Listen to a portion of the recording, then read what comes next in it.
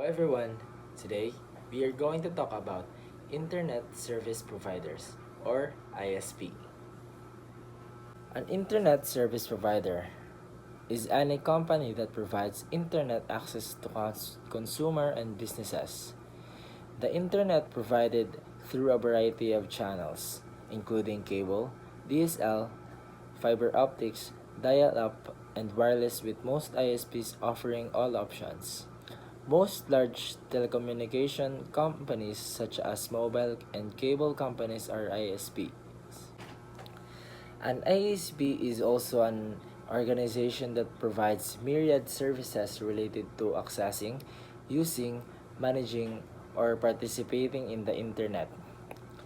ISP can be organized in various forms such as commercial, community-owned, non-profit, or otherwise privately owned.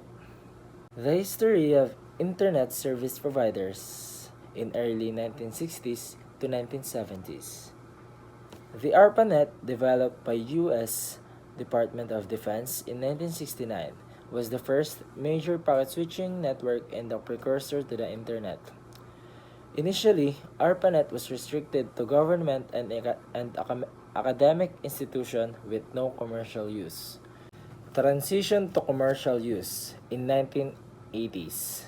As networking technologies advanced, university and research institutions began developing their own networks. The NSFNet, or National Science Foundation Network, was established in 1985, expanding access to more institutions. By the late 1980s, commercial entities began connecting to this network, marking the birth of commercial internet services. The emergence of ISPs in early 1990s. The first commercial ISP, the world, launched in 1989, offering dial-up internet access to the public. As the NSFNet backbone was decommissioned in 1995, the commercial internet fully opened up, allowing ISP to flourish. The growth and expansion of ISP in 1990s to 2000s. Dial-up ISPs like AOL, CompuServe, and Earthlink dominated early consumer internet. Broadband technologies like DSL, cable internet, fiber optics emerged, improving speed and reliability. So let's talk about the importance of ISP.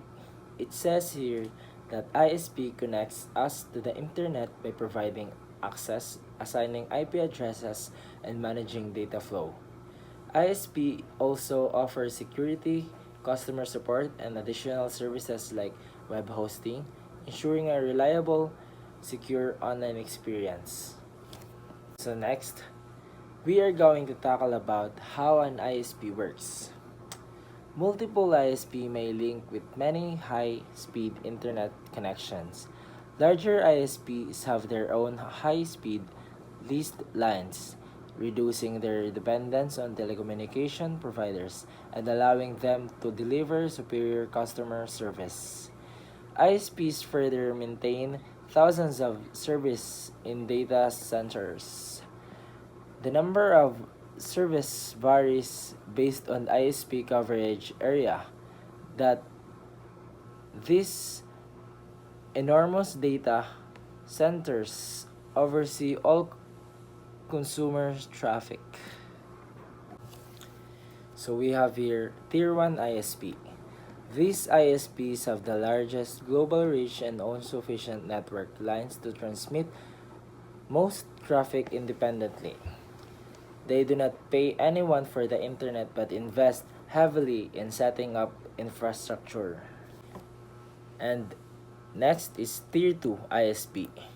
These ISPs have the country or region-wide reach and connect Tier 1 and Tier 3 ISPs as service providers.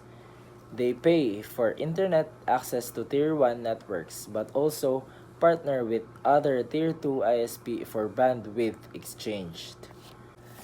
And lastly, Tier 3 ISP. This ISP link end user to the internet via to the network of another ISP they rely on and pay higher tier ISP for the internet service access.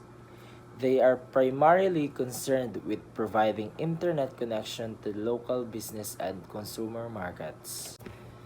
The two categories of internet service providers.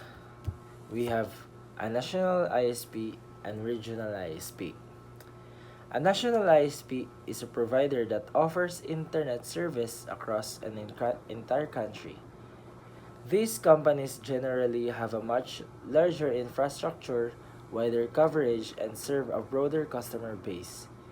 They often provide services in both urban and rural areas.